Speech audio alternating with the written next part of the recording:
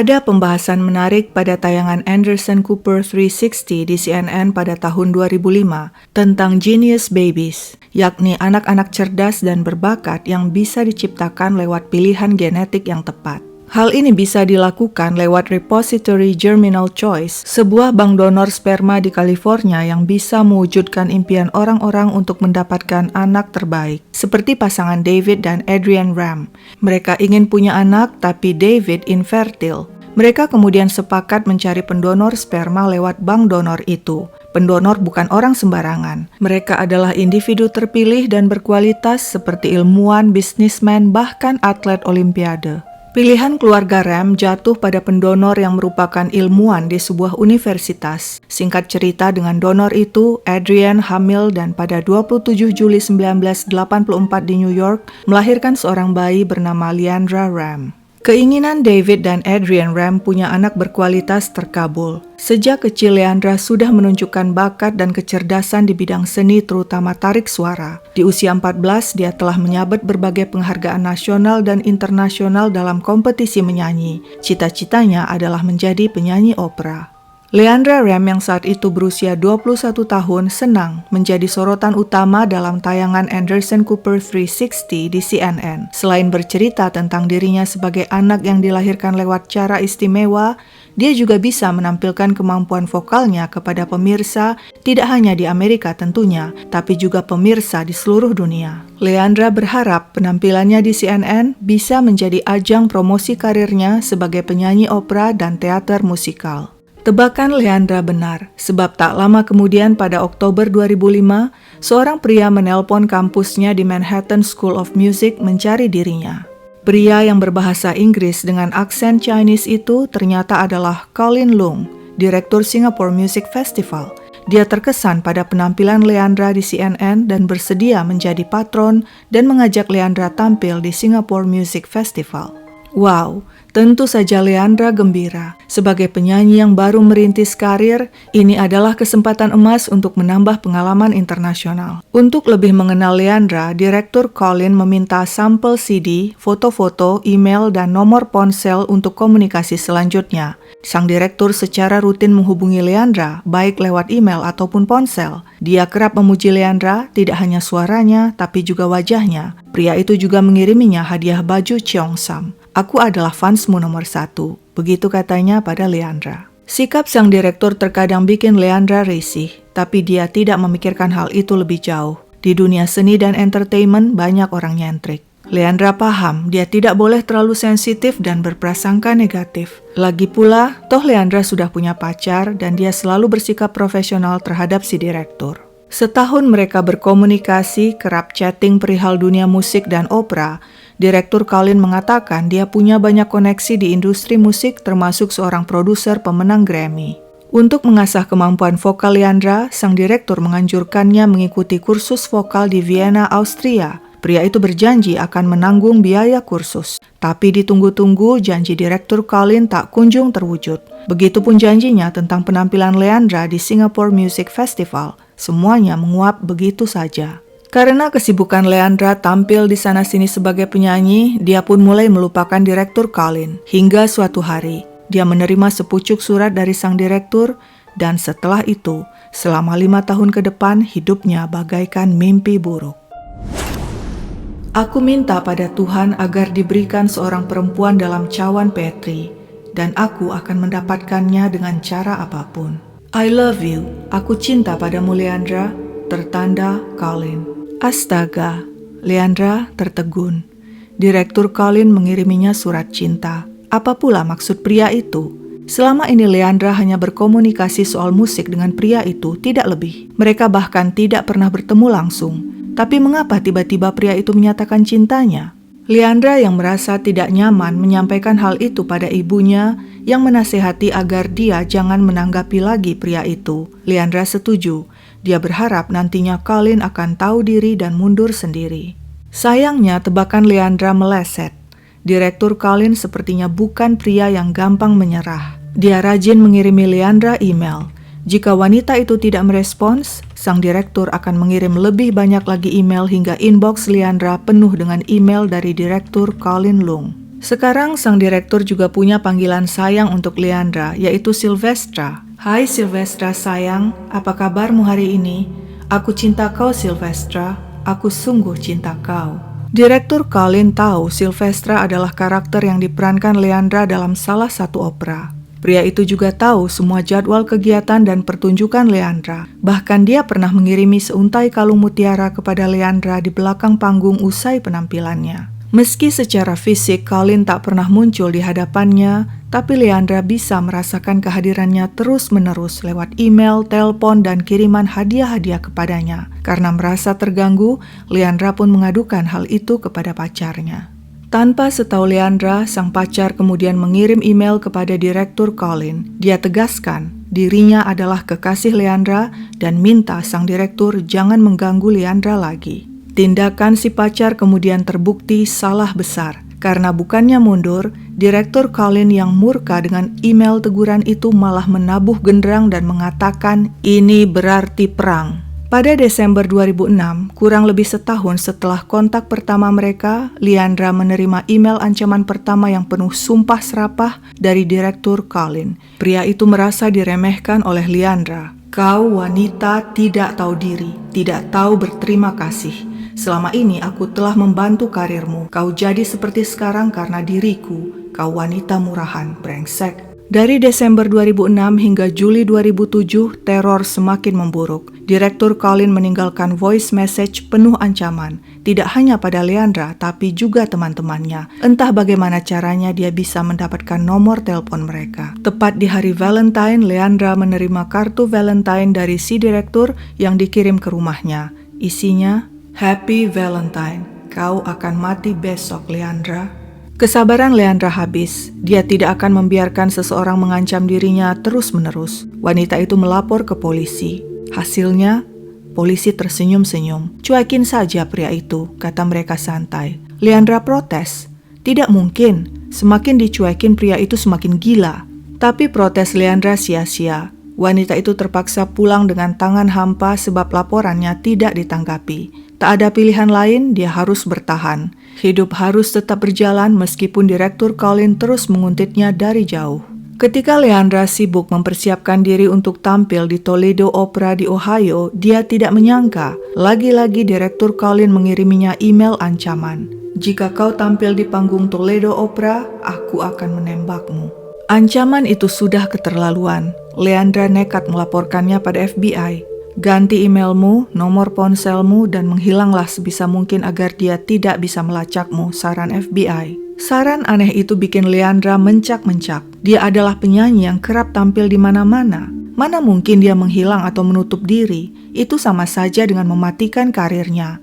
Email dan nomor ponsel juga tidak gampang diganti, sebab selama ini email dan nomor ponsel itu dipakainya untuk semua urusan pekerjaan. Tampaknya untuk saat ini, yang bisa dilakukan Leandra tidak menggubris email dan telepon Direktur Colin dengan harapan lama-kelamaan pria itu akan bosan padanya. Sialnya, penolakan itu membuat sang direktur semakin tidak terkendali. Ketika dia tak bisa menghubungi Leandra, sebagai gantinya dia hubungi keluarga Leandra. Dia teror semua kolega dan rekan Leandra. Bahkan teater tempat Leandra tampil. Rekan-rekan Leandra dan pihak teater merasa terganggu. Bisik-bisik mulai beredar, menertawakan Leandra yang berhubungan dengan pria tidak beres. Leandra ditegur pihak teater karena gangguan yang ditimbulkan sang direktur dari Singapura lewat email dan telepon. Akibatnya, orang-orang malas berurusan dengan Leandra. Karir Leandra mulai goyah, hubungannya dengan pacarnya juga terganggu karena ulah si direktur. Tak disangka kemudian Leandra mendapat tawaran menyanyi di kapal pesiar. Ini kesempatan baik baginya. Leandra berharap dengan berlayar di tengah laut, dia akan berada di luar jangkauan Direktur Colin.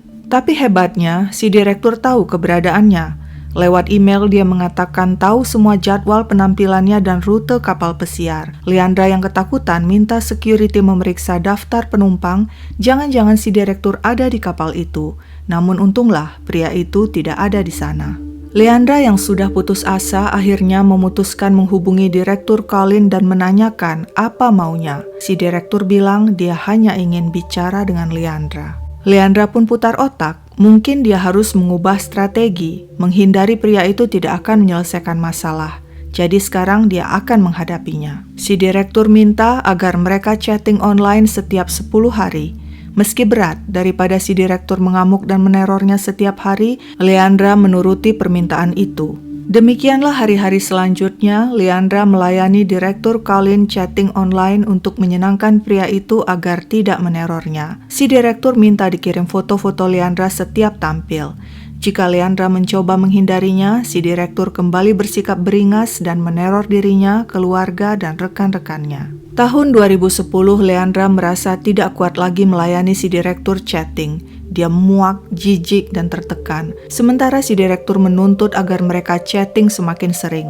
Menurut si direktur, dia telah mengumumkan kepada semua orang Leandra adalah tunangannya. Dalam waktu dekat dia akan pindah ke New York, menikahi Leandra, dan hidup bahagia dengan 3 anak. Mendengar itu, kini Leandra yang mengamuk dan mengirimkan email terakhir, "Jangan ganggu aku lagi, game over." Direktur Colin sempat mellow dan mengatakan, "Maafkan aku." Tapi 2 minggu kemudian mendadak dia mengamuk membabi buta. Dia membuat blog dan mengaku sebagai kritikus musik.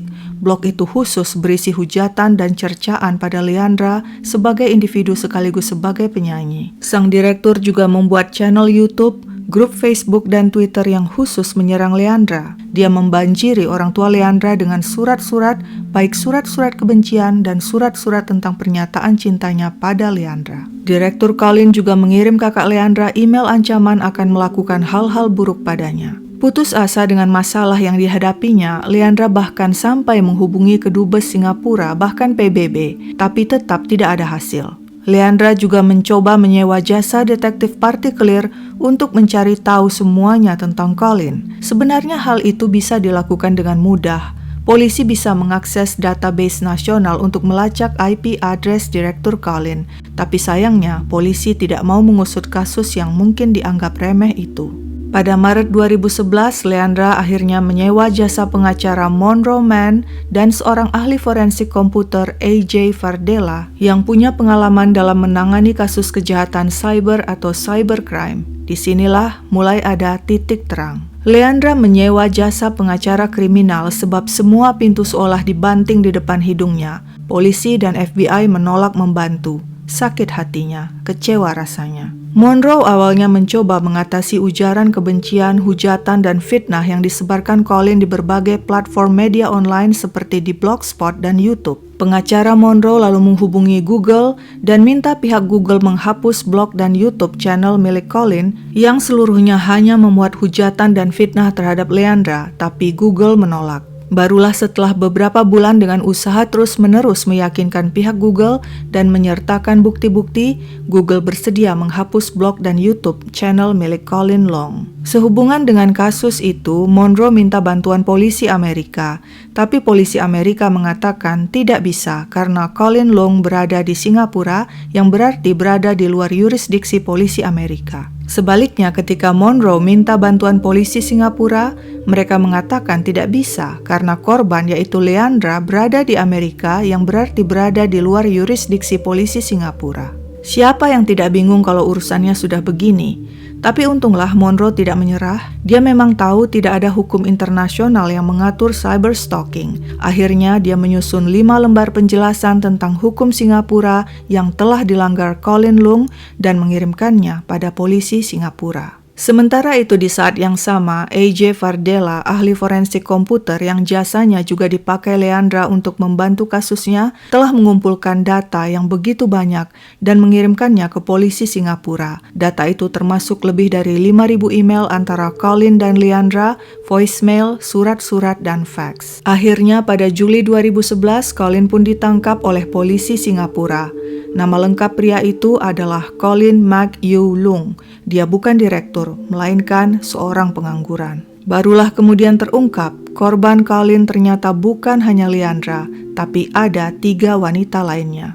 Veronika Sakno adalah seorang pemain biola asal Ukraina.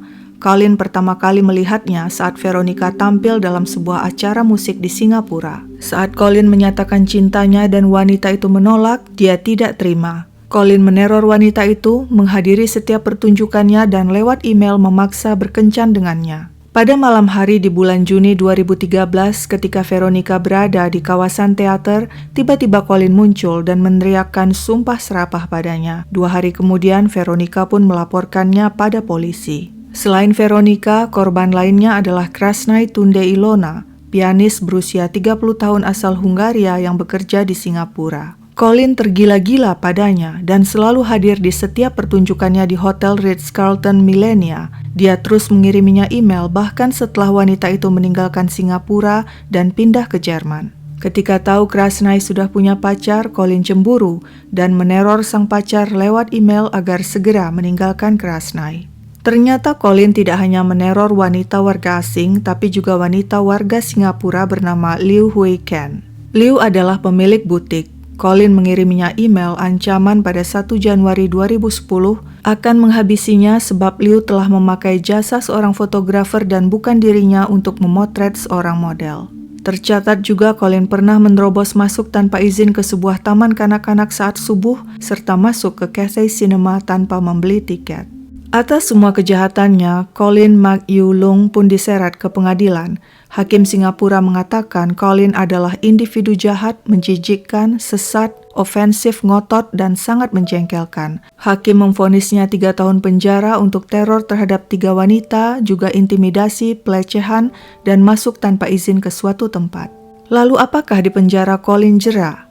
Tidak. Sekeluar penjara dia kembali melakukan aksi yang sama terhadap seorang wanita asal Kazakhstan. Dia bertemu sang wanita bulan November 2018 dalam sebuah konferensi di Marina Bay Sands. Dari November hingga Desember dia mengirimi wanita itu ratusan SMS dan puluhan email termasuk menanyakan ukuran sepatunya.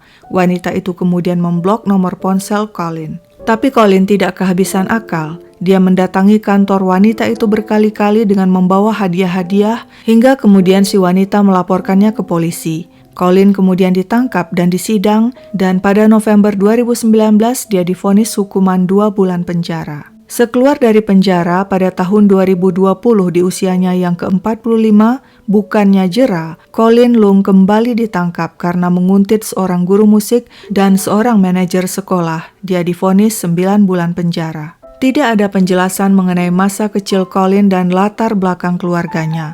Yang pasti menurut dokter ahli jiwa yang memeriksanya, dia tidak menderita gangguan jiwa. Hanya saja sikapnya mengindikasikan dia memiliki kepribadian antisosial dan narsistik, dan kepribadian seperti itu umumnya dimiliki oleh seorang psikopat. Sekian dulu ceritaku, sampai jumpa di cerita lain.